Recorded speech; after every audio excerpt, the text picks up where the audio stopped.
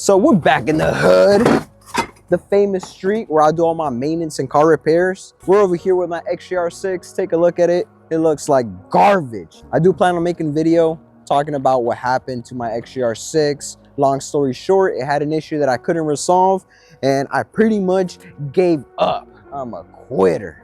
Now I just didn't have time, bro, and I didn't have enough knowledge and funds to spend money on it. And since I don't have a place where I could store it at, I decided to part it out.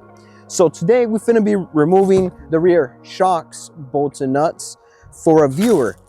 He said he went to a shop and they replaced the rear shocks, but the people working on it mentioned that the bolts were worn and that he needs factory replacements, which translates to they f***ed up the thread on the bolts.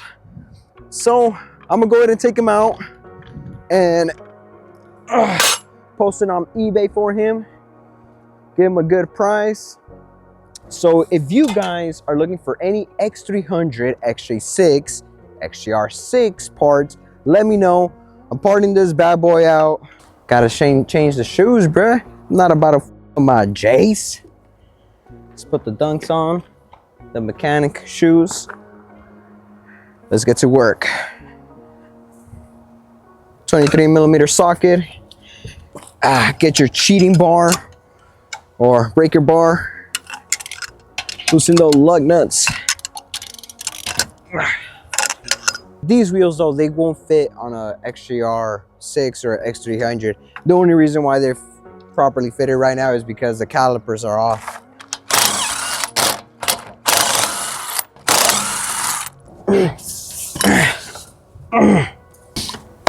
Yes, tire.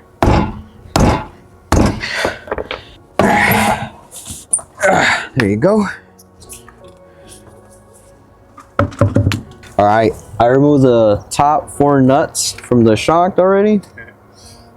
I also loosened the lower nut bolt for the shock. Now I just gotta pull it out. Yep. There you go. Washer, bolt, and the nuts. There you go. Now I know some of you guys been wanting me to make a video on how to replace the rear shocks on this model, on the X300. And I do plan on doing it. My mom and my sister's Jag needs new rear shocks. I'm going to be showing you guys how to remove them, how to replace the bushings, and how to install new ones. I just haven't had the time to do it. Yeah, that's it. That's all they need. Yeah.